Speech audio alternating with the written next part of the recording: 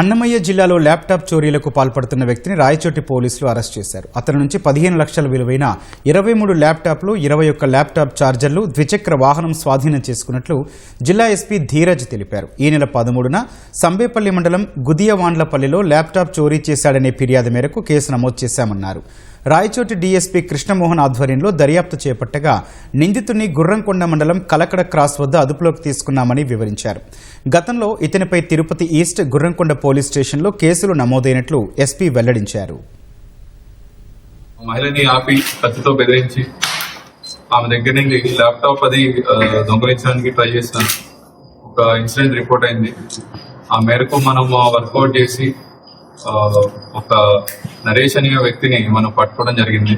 Further గా అతన్ని interrogate చేసిన తర్వాత అతని ఇంటి దగ్గర మనం సెర్చ్ చేస్తే 22 ల్యాప్టాప్స్ మరియు ఒక స్టోలెన్ ఫోన్ కూడా మనకి దొరకడం జరిగింది.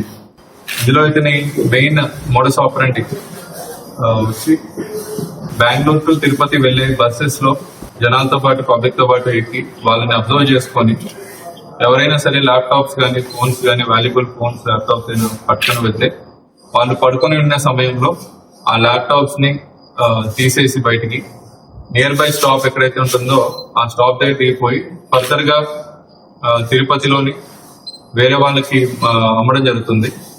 Most of the laptops suspecting Bengaluru కానీ తిరుపతి వాళ్ళు అయ్యొచ్చని అనుకుంటున్నాము. సో ముద్దాయిని మనం ఈరోజు రిమాండ్ చేయడం జరుగుతుంది. అండ్ ఫర్దర్ గా ఎవరైనా సరే ల్యాప్టాప్స్ పోగొట్టుకుని వాళ్ళు మేబీ కంప్లైంట్ ఇవ్వకపోయినా లేదంటే పోలీస్ వారికి అప్రోచ్ అవ్వకుండా ఉంటే ఈ ల్యాప్టాప్స్ వాళ్ళ ఉంటే వాళ్ళని కూడా వచ్చి ఐడెంటిఫై చేసుకోవాల్సిందిగా అన్నమయ్య జిల్లా పోలీసుల తరఫున తెలుపుతున్నాము.